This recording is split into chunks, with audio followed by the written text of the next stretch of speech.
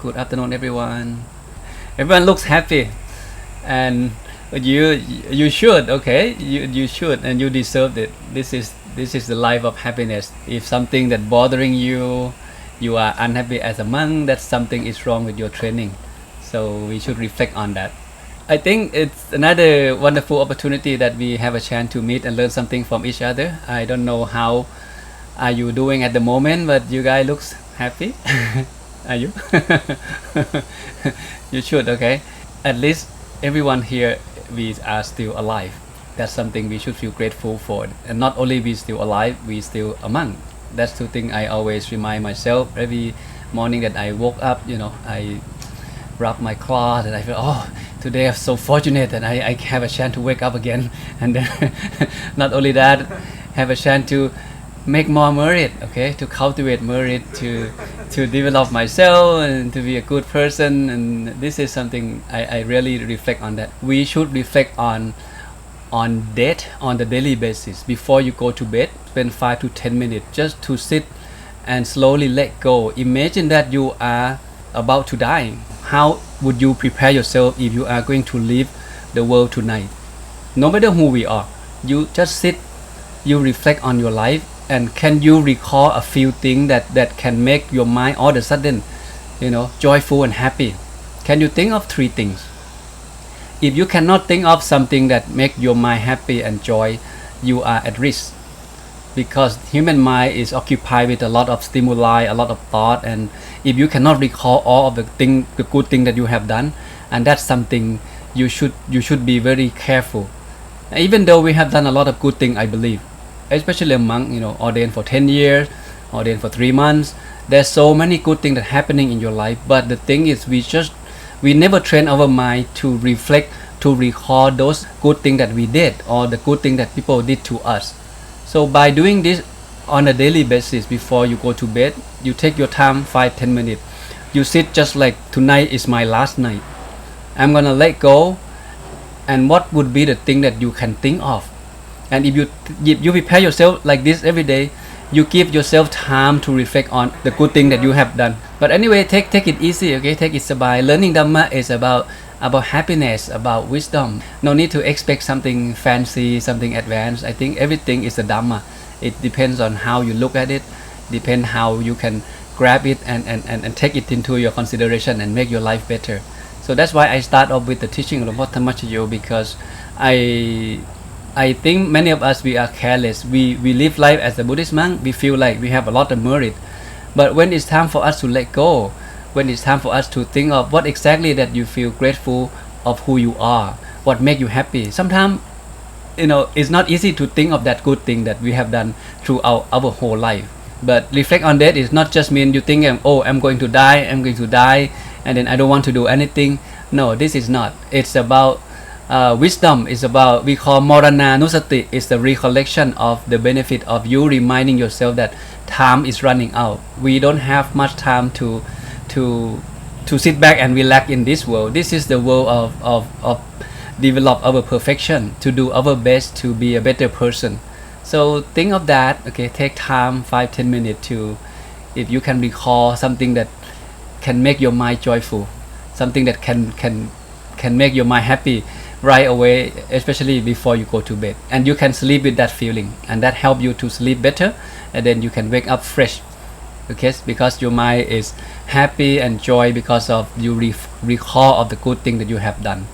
And that's something I think is important. We have come to the first month of the rain retreat by now, and that means we have 2 more months to go.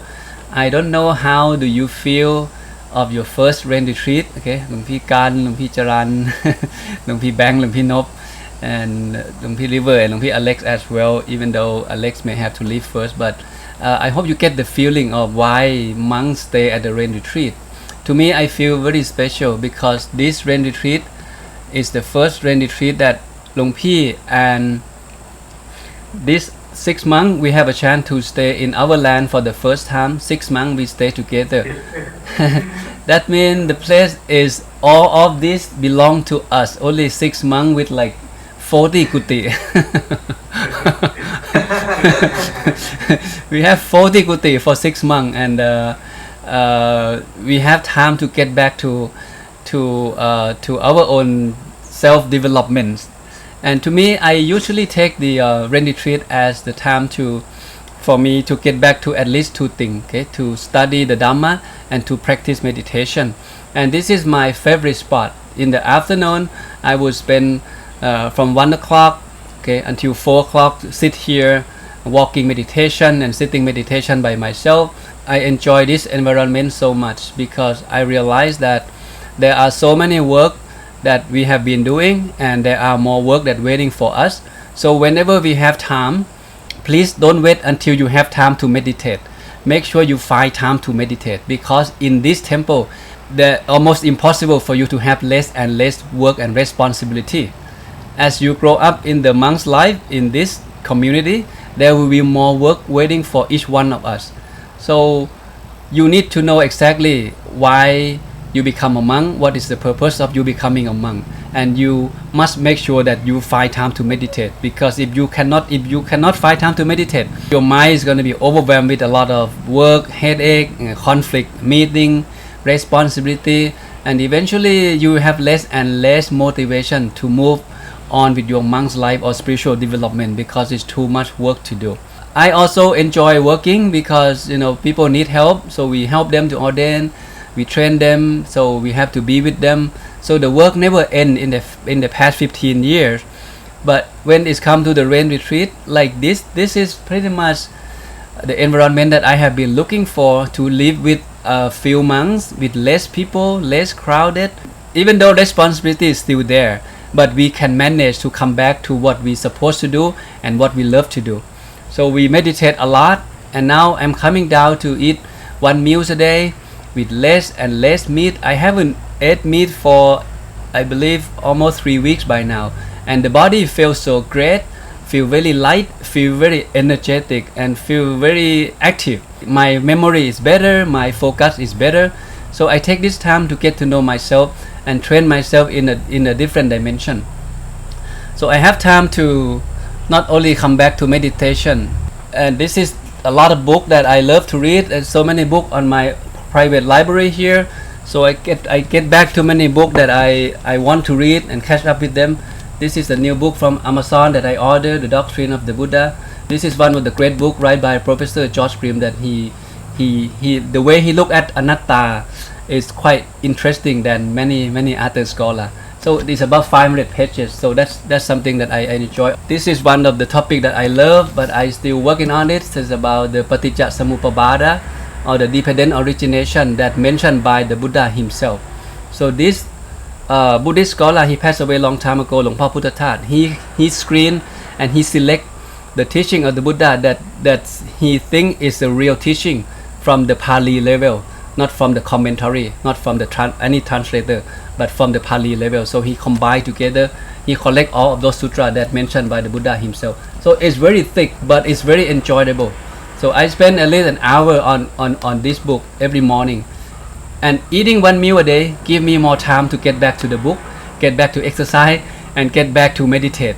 And that's something I realized that, wow, this rain retreat is gonna be amazing. So I hope you stick with your plan, okay? And I want you to get going, whatever you want to do to be a good monk, because this journey is about yourself. Train yourself.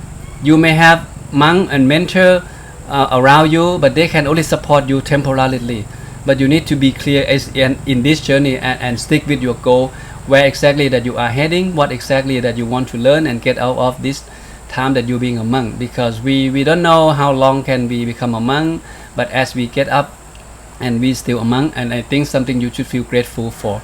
People may say you live day by day, you don't think too much, okay? But by now I want to say, okay, you live day by day, but plus some goal.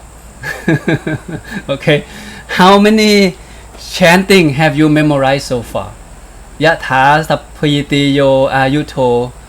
How many Dhamma that you feel confident, that you feel like, Luang Pi, I understand this Dhamma, and now I realize that, because the teaching of the Buddha come in 3 dimensions, right? The first one is called Pariyat. Pariyat means the theory. Pariyat is like the map, okay. And the second one is called patibat. Patibat is like the practice. Practice is like when you have the map and now you start walking according to that map that the Buddha gave. And the last dimension is called parivet. Pativet means you need to get to the destination and realize the Dhamma by yourself. So you see how deep of the teaching of the Buddha is not just 5 precepts, evening chanting, do the chore. It's something more than that, much deeper than that you guys need to keep in mind. Okay, Pariyat, your job is to get to know the teaching of the Buddha. So this is the starting point of the education journey as a monk in Thailand. But keep in mind that your job is to study. So there's so many things to learn and you should feel excited about that. This lifestyle is the lifestyle that you sign up to train yourself from day one until the day that you realize Dhamma by yourself. We can aim at enlightenment if you want to, okay, or if you can aim at something, maybe attaining the bright sphere at the center of yourself. So have some goal and stick with that. Okay, so before we go to the topic today, I'd like to share with one sutra that came across recently. And this one, the Buddha was asked, those who dwell deep in the forest, peaceful, leading holy life, eating a single meal a day, why their complexion is so serene, so clear? The Buddha was asked, and the Buddha answered, those monks, they do not sorrow over the past, they do not hunger for the future. They maintain themselves with what is present. Hence their complexion is so serene, so bright, so clear.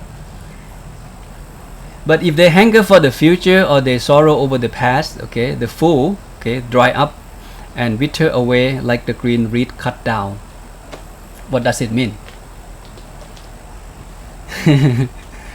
So when we came across even one sentence or a short sutra, so usually I would spend at least 10 minutes to slowly read back and forth, try to reflect what I learned. Okay, here the Buddha he answered the question, right? He was asked, how come the monks who live in the forest eat 1 meal a day? How come they look happy, they look bright, they look peaceful? And this is how the Buddha answered. The reason they look bright, happy, because they actually live life in the present moment. They don't crave for the past, they don't crave for the future. That's why they look happy. Is there anything else we can learn? Here is the keyword, right? The monk live in the forest. Okay, what's in the forest? When someone in the forest, you live by the nature. You have less and less stimuli. You don't see people, you don't see women, you don't hear the music. You hear the sound of the cricket, you hear the sound of the river, you hear the sound of the wind.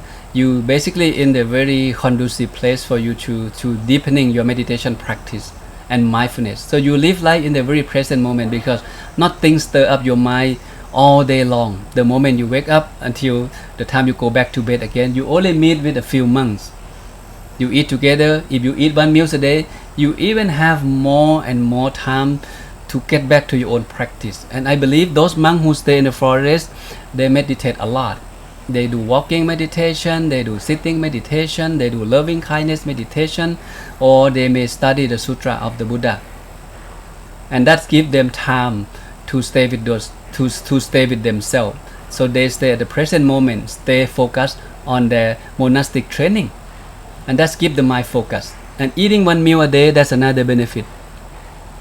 The body gains the body cannot gain weight with 1 meal a day, and it helps the body can digest the food that we eat, almost 100%. So that means we burn up all the calorie. I believe there are many factors what make the monk happy, okay, especially monks who live in the forest with less work, less responsibility, and less lay people, less activity, less invitation. No one disturb you, nothing, unless you expose yourself for them. So this is something you guys should be reflecting on. For today, I like to take it easy, okay. I like to discuss in these 5 questions for this afternoon, for us to recap what we have learned so far, to reflect where are we heading. You may be looking for the advanced sutra, the deep Dhamma, and that's the journey we will be learning together. But from time to time, I think it's good to come back to reflect on this simple understanding of what are we doing here as a Buddhist monk, what exactly that you guys are looking for, or do you really understand, okay, the concept of the teaching of the Buddha, what is Buddhism, why someone should study Buddhism. So these are the themes for today. We will help to find the answer for these 5 questions. What is Buddhism? Why should we study Buddhism? How to study and practice Buddhism? And how do we know that we practice correctly according to the teaching of the Buddha or the Dhamma that you learn? How do you know? What would be the indicator or the result that you can reconfirm yourself that, Lumpy, I think I'm practice correctly? And what is the final goal of the Buddhism? Okay, start from number 1. What is Buddhism? You have been a monk for quite some time. How do you define Buddhism? There are thousands of definitions when it comes to the idea of Buddhism through each individual lens. You come from different background, you come from different belief. Even though you're from a Buddhist background, your view of Buddhism may also different from many other Buddhists as well. Okay, so before we get to that, the definition of Buddhism, let's recap here one more time. I did talk about this already. According to the word religion, right? This is something we have been using. Okay, someone creating this vocabulary from the Buddhist scholar somewhere in the past for the sake of the convenience when it's come to study each belief or each religions. So they coin the term religions. Okay, there are many terms that get created later. Buddhism is one of them. Okay, it's created around 1800, and before that they call something else. There was no such thing called Buddhism. Ism is about believing system. It's about worshiping God. It's about the doctrine that worshiping some super being. That's the idea of ism. But here, according to this definition from the Oxford Dictionary, religion is the belief, right? And the belief in and the worship of a superhuman being, controlling power, especially personal God or gods or created gods, according to this dictionary.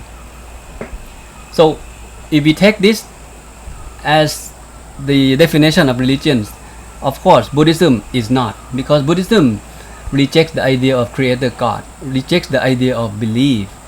Buddhism is about the teaching of wisdom. It's about knowing, not belief. There's no blind belief according to the teaching of the Buddha. The Buddha wants us to verify the teaching by ourselves. Whoever come to his teaching, he never said, believe me, then your life going to be better. No, he said, this is the truth. If you break precept, this is going to be happening. Your job is to prove whether precept is good for you or not. And if good for you, then you put into practice, then you can believe later.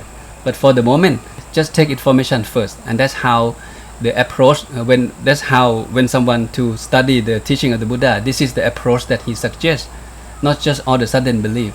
If someone try to ask you and try to discuss in terms of whether Buddhism is religious or not, is philosophy or not, or is it what is it exactly, then you have to find a way to answer this kind of question.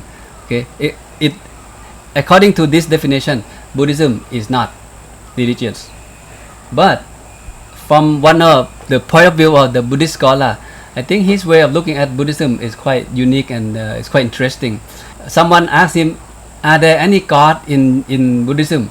What kind of question is that? And the answer is yes, there is God in Buddhism. Do you think there is God in Buddhism? Here, the keyword here is superhuman, right? Superhuman means something supreme beings. We don't know who they are. They seem to have more power than us. Like in this case, the Buddha mentioned a long time ago, even in his time, because of fear, people look for refuge. People look for something that they can rely on. So they go for the sacred mountain, they go for the sacred grove, they go for the sacred tree and shrine. Even nowadays, Buddhist people in Thailand still seek for this thing as a refuge. They go to the weird looking animal or the unique kind of scare looking tree and something special like this. So they go there, they bow and they worship those items, and then they ask them, to help them to have a better life, to win the lotto, to have success in life, and those kind of things. Because of their not knowing the truth of life, so they seek for help when they run into problem. We can call, in this case, dukkha can be problem, right?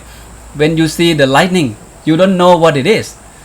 You think of the primitive people, the group of people who running around, try to hunt the dinosaur, have the wood stick, try to kill dinosaur.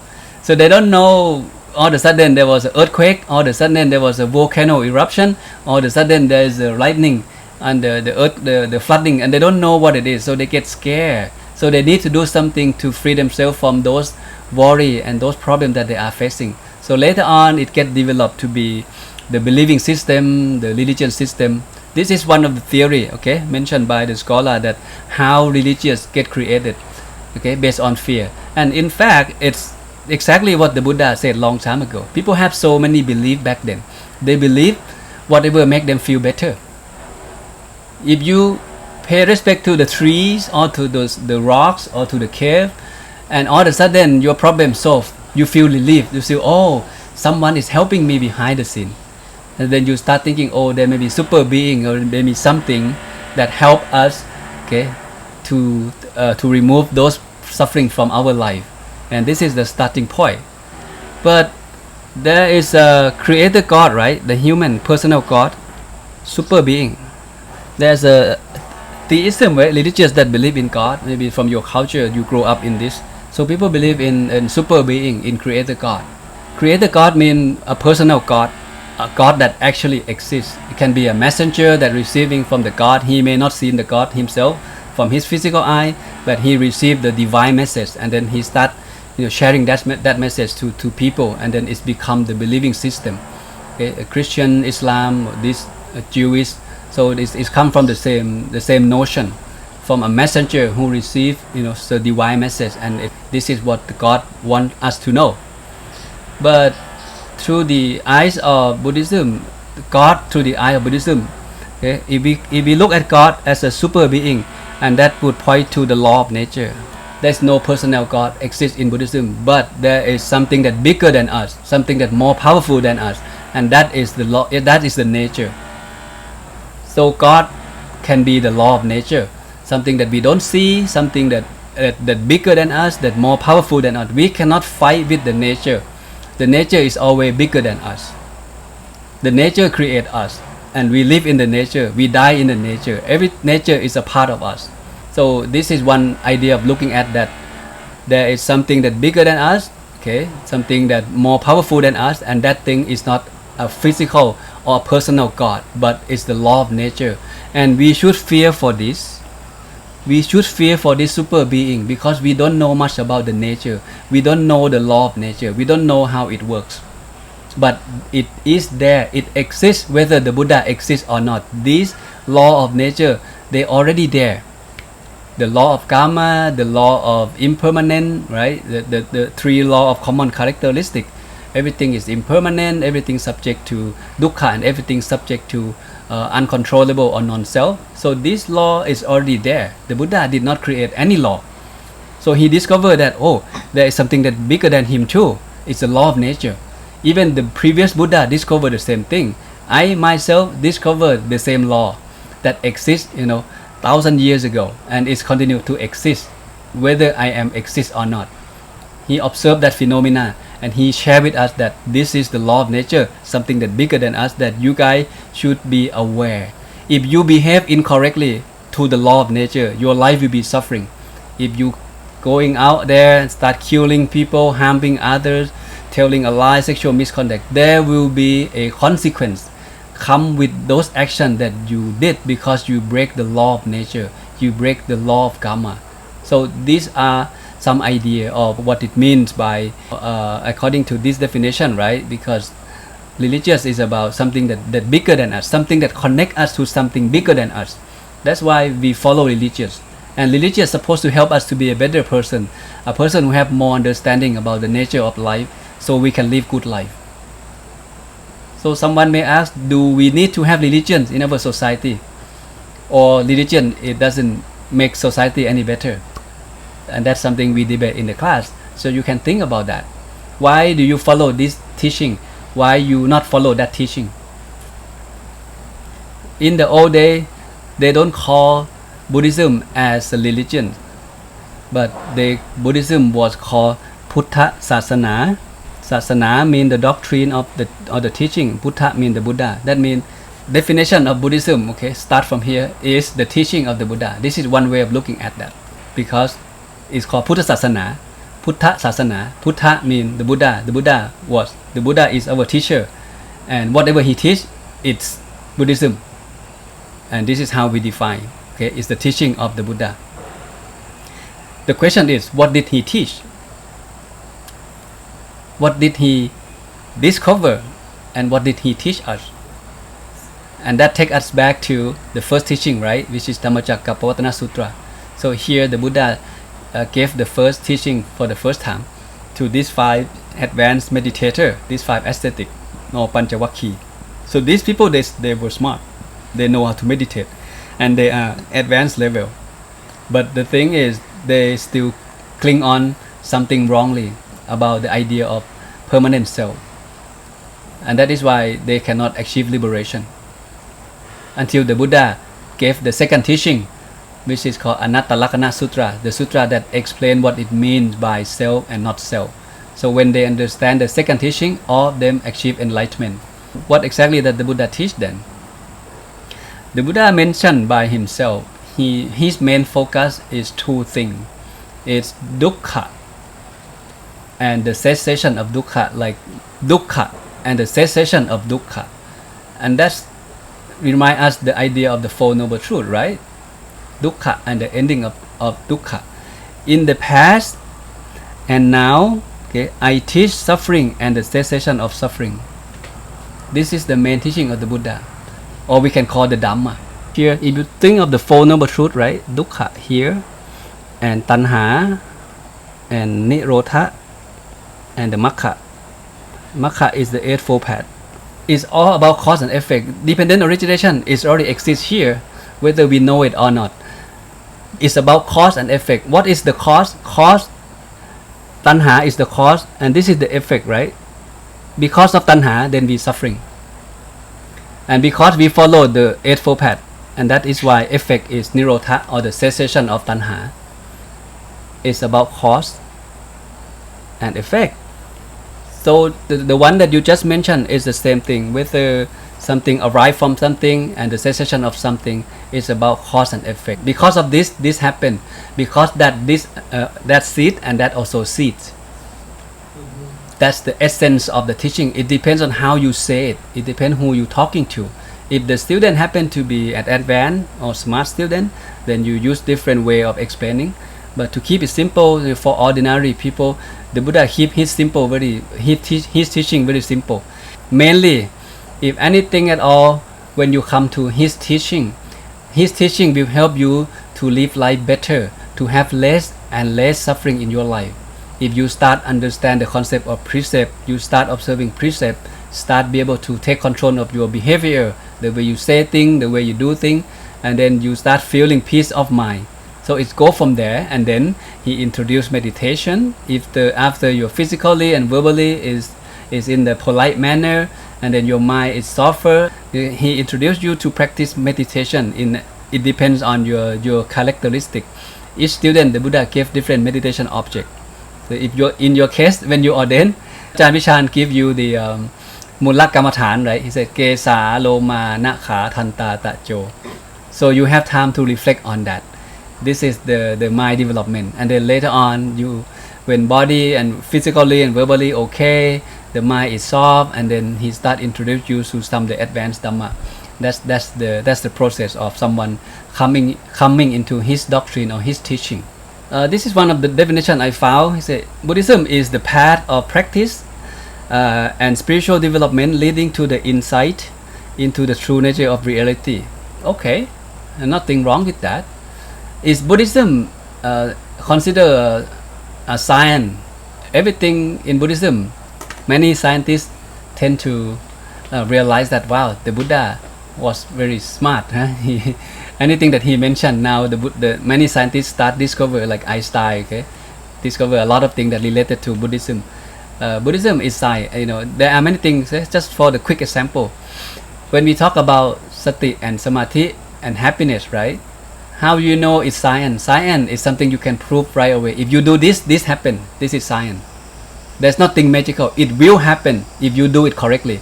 Let's say if your mind stop thinking, you can still your mind with your meditation object, whatever it is, even 1 minute. Then you start feeling peace of mind because your mind is calm and happiness come naturally. It come by itself. You don't have to do anything. Just let go. The mind come back. The mind stays still, and then you are happy. You don't have to do anything. This is very scientific. It doesn't matter who doing it. Whether you Chinese, you from Germany, you from Ukraine, you from anywhere. If you do it correctly, you will find peace of mind wherever you are. Right then, when your mind stop wandering, you find peace of mind right away. This is very scientific and nothing magical. The Buddha did not do that for us. He did not use his magical power to help us to attain that peace of mind. You are the one who do it yourself. Buddhism is a do-it-yourself religious. Okay, it's a do-it-yourself religion, or I like to say human-centric. You have to do it yourself to be happy, right? No, there's no super being can make you happy. Okay, in the same token, there is no superhuman being can make your life miserable unless you do it yourself. If you drink, you kill, you lie, you sexual misconduct, you will end up suffering. Nothing magical. It will happen to your life. It will happen. But if you do oppositely, happiness will follow. Again, nothing magical because you do it yourself. And the teaching of the Buddha is a human-centric. It's human being as the starting point of this wisdom journey. The Buddha himself, he also human. So human understand human. Theism religious that believe in God is more like a God-centric. You need to follow what God said. If you break something that God forbidden you to do, then you commit sin, then you go to hell. Your life will be miserable. Why? Because it's God-centric. Because of God say so. If God said you're not allowed to eat pork, and then you eat pork, you have some punishment. But here in the idea of the teaching of the Buddha, he reject that. He said, human being, we can take charge of our own life. You are the captain of your destiny. You can control your own life. It's a human-centric. You do good, you get good. You do bad, you get bad. It doesn't matter how many people said, oh, you're a good person, you're a good person. But if you are a bad person, it doesn't make you a good person. Same thing. If you are a bad person, someone said you good. If you're a good person, if someone said you are a bad person, bad person, bad person, nothing can change that fact that you are a good person. It's not because of they said. It's not because of the world said that you are bad, but it's because you do it yourself to be a good person or a bad person. This something that you have to be clear. Okay, and this is my definition of Buddhism. Okay, Buddhism in my eyes, because I'm from educational background, this is how I like to look at the way of the Buddha teach. The teaching of the Buddha is a system. It's a holistic education system, okay, that talk about the truth of life and how to live a noble life. This is very common, and I feel like everyone can relate to that. When you feel like it's an education you want to learn, but if you feel like this is religion, oh, I don't want to learn because it's not my religion. So I want to express this idea of the teaching of the Buddha as the educational curriculum of how to live good life. So please come and learn. Ehi pasiko. Learn it by yourself, do it yourself, prove it yourself. If it's good, it helps you to be a better Christian, help you to be a better Islam, okay, to be a mindful person, to be a more understanding, loving kindness person, more forgiveness person. Then take that wisdom with you to live a good life, to live a better life, whoever you are. Now come to the second question: why study Buddhism? Why? People said knowing Buddhism is about knowing yourself and the world around you, because the teaching of the Buddha again is a human-centric, focus on human condition, the nature of our life. If we understand the nature of our life, then we can find way to live good life. And if we know how to take care of ourselves, then we know how to take care of people around us. If you're a husband, you know how to take care of your wife, your children, okay, in the wholesome way. Thank you for all the answer, okay. Your answer, they all correct. Just to keep it simple, and some of you already mentioned this keyword. I think one of the major reasons why everyone must study the teaching of the Buddha is because of this guy. It's ignorance. Pali called avijja. Ignorance is like this man, the blind man. All of us, we were born blind. You may say, no, Luang Pi, I can see. Yes, you can see physically.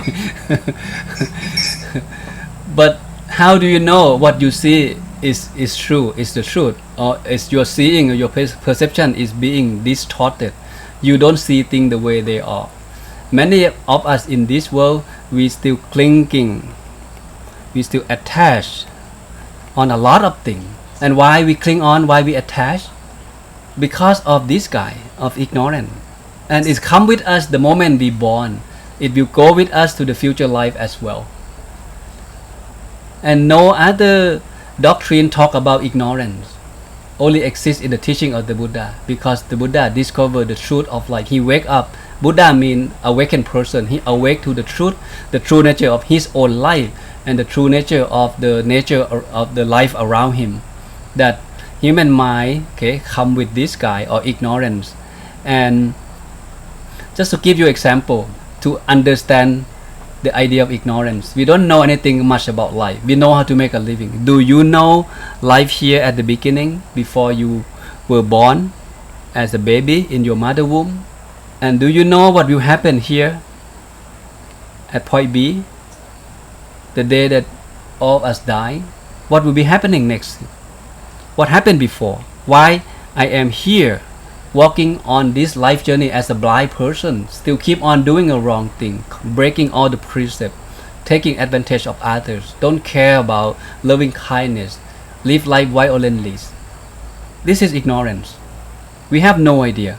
We have no idea why we exist, what exactly that we're looking for in life. We have no purpose. We have no clear idea of the life journey that we are embarking on. You know anything about the past life? We have no clue. You have know anything about the life after that? We have no idea. Okay. You know anything that your mind have kilesa or mental defilement? If you don't come to this teaching, where would you hear the word defilement or kilesa? And who can explain this? As you go through your education journey, in your whole life up to this moment, has anyone talked about this? Talk about samsara, talk about rebirth, talk about cycle of existence, talk about the law of karma, talk about the benefit of precept. What happened if you observe precept? What happened if you break precept? We have no idea. Human being only know how to make a living, and make a living, also breaking precept along the way, taking advantage of others, corruption, stealing, sexual misconduct, unethical, live life unethical, unethical, and that is why we end up suffering not only in this present life, we also will be end up suffering the life after death, because there is something called life after death. That's how the Buddha teach. That's how the Buddha, he verified that Dhamma by himself. He see things and he teach us what he see, what he understand. But for us, we don't have that ability to see that reality yet. We have no ability to go to that advanced meditation, to see the previous life of ourselves, to see the previous life of other beings, and to see the life after death, to see heaven, to see hell. We have no ability yet, but it doesn't mean we cannot do it. So the nice thing about the teaching of the Buddha is about we can train ourselves to be anything that you want to be, from an ignoble man to be a noble man, from a man who know nothing about life to know everything about life, not about life but also about the universe, about the nature of things. And that's the beauty of being born as a human being. So ignorance comes with us. To me, this is a very, very dangerous word if we don't know, because we don't know that we don't know. That's why we are trapped in this realm of existence, keep on reborn and die and reborn all the time without end. Sometimes born in a good place, to be a heavenly being, sometimes born as a human. At this moment, we are human. Okay, if you break precept, you may have to be born in an unhappy realm, to be a hungry ghost, to be a monster, to be an animal, right?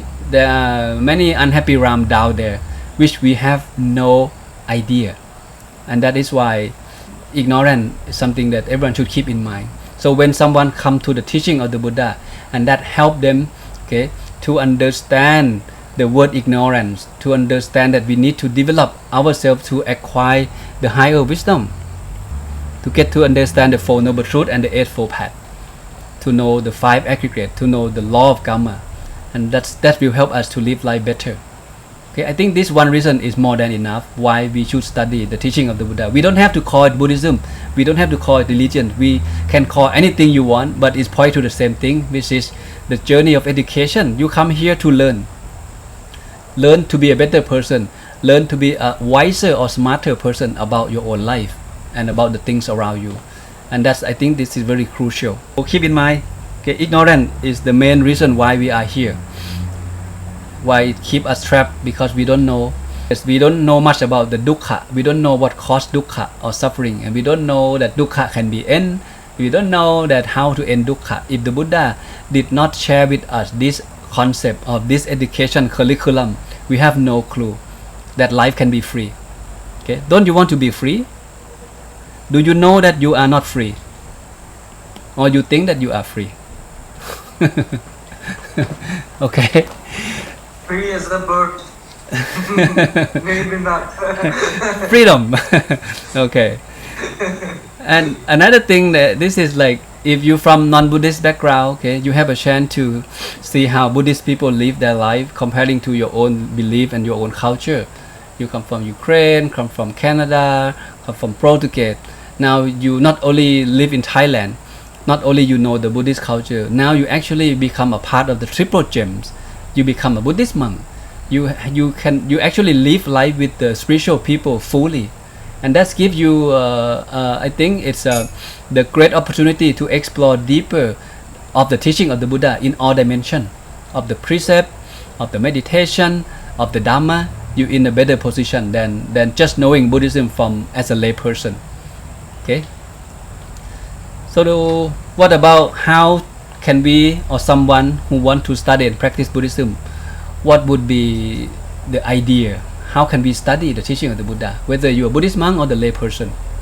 If you are going to teach the world about the teaching of the Buddha, where would you start? What would you be teaching them? What would be the framework for you to not get lost of the essence of the teaching of the Buddha? And I think this framework important for the monks too.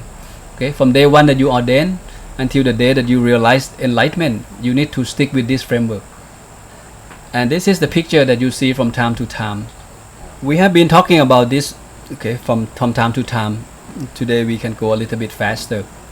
So this is the framework, whether you are a monk or the lay person, to keep in mind that this is what the Buddha wants us to know. This is the framework for us to train ourselves. Otherwise we will be getting lost, because there are too many Dhamma. Okay, we're talking about 84,000 discourses. How can you learn them all? But all of those 84,000 discourses can be grouped into three headings. The first one is called Sila, the second one is called Samadhi, and the third one is called Panya. In fact, it's called Sila, a precept development, mind development, and wisdom development. Samadhi is about the mind, and Panya is about the wisdom. The Buddhist monk here, the lay people are here. All of them, they want to be happy, right?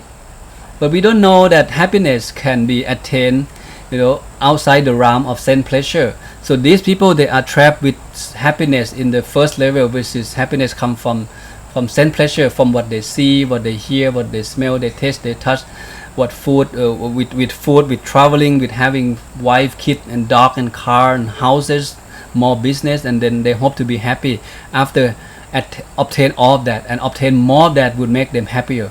So people only have one level of understanding of happiness.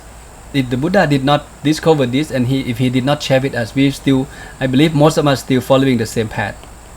We don't know exactly what we want in life and where are we going.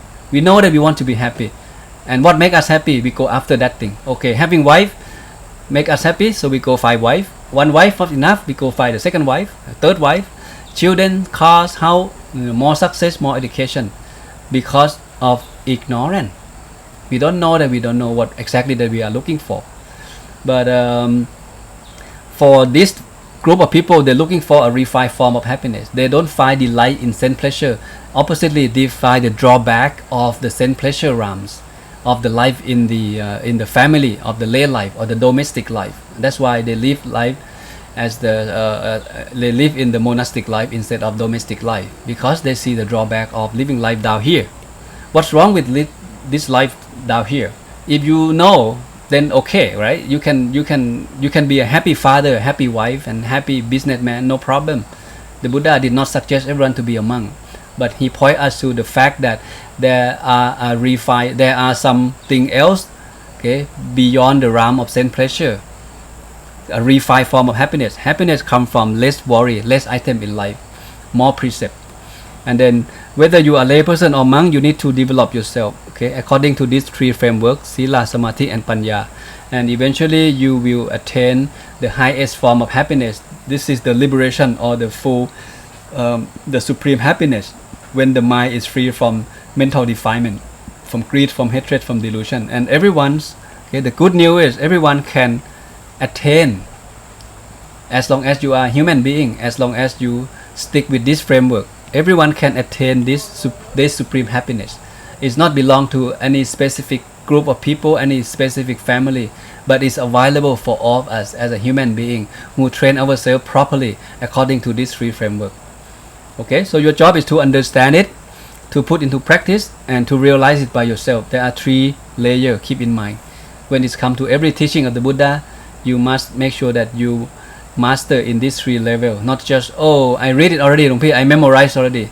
Okay, you may know how to meditate, you know the technique, you know benefit of meditation, but the question is, do you really have that level of meditation that reconfirm you that, hey, meditation is amazing, I find peace of mind, I find inner peace in myself, I feel blissful, I feel super happy. If you don't have that experience yet, that means your practice is not enough. Okay, so keep on, observe, adjust, and continue practice until you realize that experience or that Dhamma by yourself, and that is called a complete, okay, practice of the teaching of the Buddha. There are three steps. Here, you may be asked, what's the difference between the way the Buddha trained the monk and the Buddha trained the lay people? This is the summary of how we train the monk and how he trained the lay people. There is something slightly different, but I will point to you that in fact they point back to the same thing. But here you think of the lay people. Lay people live life in the sense pleasure world. They love to make money, they love to traveling, they love to eat, they love to obtain things, right? Physically, materially. So the easiest way for the lay people to understand the teaching of the Buddha is to practice the giving. Giving is the starting point. It's easy to do. If you all of a sudden teach them to observe precept, I think people will run away, because all of a sudden you want me to stop drinking, you want me to stop eating food after lunch, you want me to stop using perfume or decorating or entertaining myself. People feel like this is not for me later. But if we start from giving not necessarily to be money, make an effort to give your labor, give your wisdom, give hand to others, give your advice. If you have enough money, then you maybe reach out to people who need it, right? Maybe there's a time that people need help out there, when the time of there may be flooding, there may be the earthquake, there may be the tsunami, there may be something that bad happened. So if you can reach out and help others. So this is, as I believe, as a human being, deep down we want to help, but sometimes we don't brave enough to do it. So because of being selfish or something that holding you back. So start from giving, learn how to give. And then when you're comfortable with giving, okay, the Buddha would suggest you to observe precept. This is the second step. Precept. To be an ethical person, to know how to control yourself physically and verbally. Self-control is the second step. Giving is easy, right? You have money, you go buy stuff, you buy food and offer food to the monk, you get married, you are happy. So you come closer to the teaching of the Buddha by practice something easier first. Just give. And then later on, when you feel comfortable, The Buddha introduced you to the next level, to be an ethical person, to observe precept, to understand at least 5 precepts, and then from time to time you observe 8 precepts. And there is a reason for that, because in order for you to get wisdom not come from thinking, wisdom come from seeing, and that seeing come from meditation. So without practicing meditation, you cannot acquire the highest wisdom in Buddhism at all. You can read 100 books, 1000 books, it doesn't mean you have wisdom. You can only memorize what is said in the books, but it doesn't mean you understand, it doesn't mean you know what it is. Giving first and then observe 5 precepts or 8 precepts from time to time, and that help you, okay, to be more mindful, because the more precepts you observe, the more mindful you will become.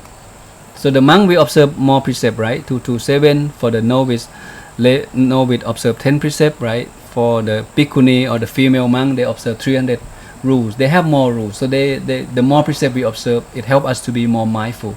And when you are mindful, you tend to have a better meditation experience, because you can be focused easier instead of you not being mindful. And the third step, if you, after you comfortable with giving, comfortable with observing precept, and then the next step, the Buddha will introduce you to get to know how to meditate. What is bhavana again? It may show up in your exam. Not come 3. So sin, okay, ทาน ศีล ภาวนา ทาน ศีล ภาวนา ใช่ไหมครับ ทาน is dana, sila, and bhavana. Bhavana is what? Purify เหรอ Bhavana is พัฒนา in Thai. พัฒนา in Thai mean development in English, or cultivate, okay, or training. So these are the meaning of bhavana. And there are 2 kind of bhavana in Buddhism. It's called, number 1 is citta bhavana, citta bhavana, or mind development, and panya bhavana mean wisdom development. You see, there are 2 levels of bhavana: citta bhavana and panya bhavana. Citta bhavana mean develop the quality of the mind, right? To be more mindful, to have less agitated mind, the mind being still, things like that. And then panya bhavana, that means you develop what you don't know to know them. You don't know about the precept, you don't know the benefit of meditation, and now you develop until meditation become you, precept become you, ethical person, you become an ethical person. So from not having them to have them, and once you have them, you make sure you sustain them. This is the idea of bhavana. And this is how the Buddha, this is the framework when the Buddha trained the lay people. But when he trained the monk, he used different framework. But I want you to see the relationship, the similarity, okay? The Buddha start from sila first. No matter who you are, no matter what you believe, when you come to ordain, you must observe the same precept. If you samanen, you observe 10 precepts. If you a monk, you observe 220 precepts on the day that you ordain, from day 1 onward. So you must know what you can do, what you cannot do. You must know what you should do, what you should not do. You must have the nice manner. You must be a polite person. You must be a harmless person. There are many things behind the idea of precept. In general, precept is about being able to control yourself physically and verbally, to be not to be a harmful person, to be an obedient person, obedient the rule, ready to learn and ready to get going in this spiritual journey. So start from observing precept first. So the Buddha did not demand monks to focus on offering money, because monk, we don't have money, we born poor, everything we live at home. And when you become a monk, you only have this piece of cloth, okay, nothing much, very simple, very minimum. And once you observe precept comfortably, then you start to practice meditation. Meditation starts at the second step.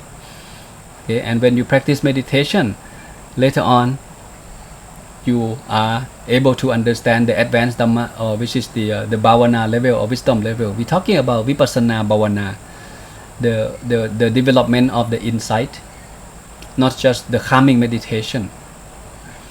And this is the framework for the monk. And the first one is the framework that the Buddha trained the lay people. So you can see the difference. Okay, and lay people train the same level as the monk, you can, right? There's no obligation. For many lay people, they observe 8 precepts, even though they get married. Husband and wife observe 8 precepts. So they want to attain Sodapatana before they die. They want to become the stream winner. So they're very serious about following the teaching of the Buddha to free themselves from those defilements before they die. Okay, so I have many friends that they still live life as a lay person, and many of them they observe 8 precepts. Okay, they can. Okay, and from time to time they find time to give, okay, to offer, to make donation, to give their service, to give their hand, to help others. This is the idea. So if you have this framework in mind, you will not get lost the way you train yourself from now on. Okay, so what will happen? How do we know that we practice the teaching of the Buddha correctly? So we're almost done. 2 more questions. So what would be the result if you practice all of this? You practice sila, you practice meditation, you develop yourself to have more wisdom about life. What would be happening in your life? How do we know that everything we learn and we put into practice correctly? Alright, so here is some idea, okay? For the mind part, this is the indicator that you can use. When you meditate, from day 1 up to this moment, do you feel like this thing happened to you? You feel like you are a calmer person, your mind clearer, brighter and purer. Every time you close your eye, you feel good. Every time someone says something bad, your mind is at peace, imperturbable mind. You are not easy to get agitated, that's the thing. Here you can see, if a man have come to the teaching of the Buddha, this is something that I make some list for you to have some idea, but you can elaborate this list on your own, okay? A man will be a man with less anxious thinking. In other words, you will be a more mindful person. You will be a person who less anger, less violence, or you become a person who have more loving kindness toward others. You will have less doubt in your mind as you develop more wisdom, and you have less envy. That means when people success or happy on something, you have an altruistic joy. You are happy for their success. You will have not jealousy mind. You have less and less. You will not look down on others. That means you have more compassion. When someone need help, you go help them. Okay, you have less and less selfish. Basically, you become a more selfless person. That means you have developed something called a caring heart, and that's the way it should be. That's the way person should become as long as they continue to develop themselves to the teaching of the Buddha. To keep it short, this is the maybe easy to memorize. You'll be a man who are wiser or smarter. You get to know, more about life, you know more about the defilement, you know more about the law of karma. You'll be more mindful person, right? And then you'll be more ethical person. Before you do things, you will be mindful. You will take things into your consideration. Whether should I do this, should I do that? When it's time for you to make decision, I believe people who practice according to the teaching of the Buddha will do their best to stay firm on their ethical side, not just for the business side. Okay, legal and ethical go together. Not just focus on making money without care about the environment, without caring about hurting people or take advantage of other people. And most importantly, okay, you have a caring heart. You'll be a man with concern of others. Wherever help is needed, you will make yourself useful and find way to reach out and help others. Whenever you can, wherever you can, whether minor or major. If you don't have money, you can help something, right? You can say a nice word, share your sympathy on your social media that, I feel sympathy for bad thing that happened in that country, this country. So if you have money, then you make donation to support, to help the situation better. So at the end of the day, you are the one who are happy. That's the idea of coming to the teaching of the Buddha of how to live good life, to be a happy person. There may be good day and bad day in your life, but no matter what happened into your life, you will not commit suicide. You will not harm yourself and you will not harm others.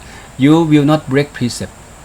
And that's the beauty of the teaching of the Buddha, that train us to be that kind of person, that train us to have that kind of quality of mind. Okay, the last one, what would be the final goal? And I think we did talk about that, right? The starting point of life is ignorance, and our job is to remove ignorance from our mind. We don't know about dukkha. We don't know about what caused dukkha. We don't know dukkha can be end, and we don't know how to end dukkha. And now we come to know the teaching of the Buddha, the Four Noble Truths, the Eightfold Path, the dependent origination. All of this point to the same thing. It's about removing dukkha out of our life, and that's the idea.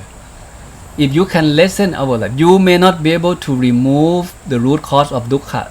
Okay, we may not be able to do that, because if we can, we would realize Nibbana already. We would realize Nibbana, and when we realize Nibbana, our job is done as a human being. There's no more rebirth. It's done. We don't know when it's going to be happening.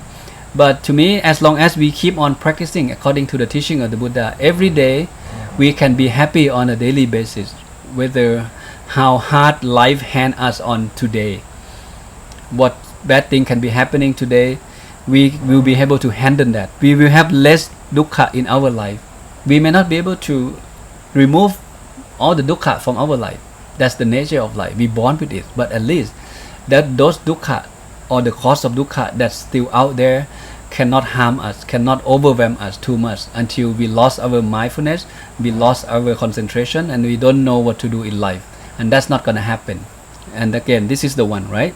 So if you don't know anything at all, when you come to know the teaching of the Buddha, you will be happy on a daily basis, whether you are a father, a son, okay, a husband or wife, boss or employee. You can apply the right Dhamma according to your own status. Now you become a monk, you should know your precept. You should know how to chant. You should know the monk's manner. You should know what would be considered a polite manner of the monk. What would be the approach when you approach the teaching monk. How do you perform the ceremony. There are many things involved for you to be a good monk. And this lifestyle, again, is a simple life, but it's not an easy life. And it is an intensive self-development journey, okay? Physically, mentally, and spiritually, in 3 dimensions at the same time, every single day that you wake up. So, and the final goal, again, if Nibbana, of course, theoretically, Nibbana is the final goal. But practically, we don't know when we can arrive Nibbana. But as we move on in life on a daily basis, whether we are monk or the lay person, we should make sure that we will not let those greed, hatred, and delusion to harm our life too much. We should lessen suffering that caused by tanha, caused by craving, caused by clinking, caused by attachment too much. And this is the idea.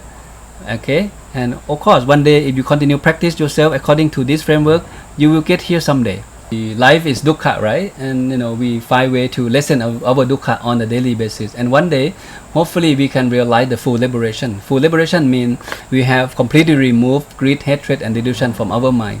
So we are a free man. We have access to the 100% freedom, the freedom that the life that free from those defilements that run our life. Is come back to this picture again, whether monk or the lay person. If you continue to develop yourself, you can be a happy man. Okay, every day that you wake up, suffering may be there, but those suffering cannot harm you too much. Those defilement, those mental impurity cannot harm you too much, because every day you observe precept, every day you practice meditation, every day you learn something that help you to live a better life according to the teaching of the Buddha. To me, I think this framework is wonderful. Okay, whether Nibbana is your goal or not, it doesn't really matter. For now, I want you to understand that how the monk should train yourself, how the lay people should train yourself. If you want to be a happy person, if you want to be a happier person, this is the framework that you should apply into your daily life, whether you're a monk or the lay person.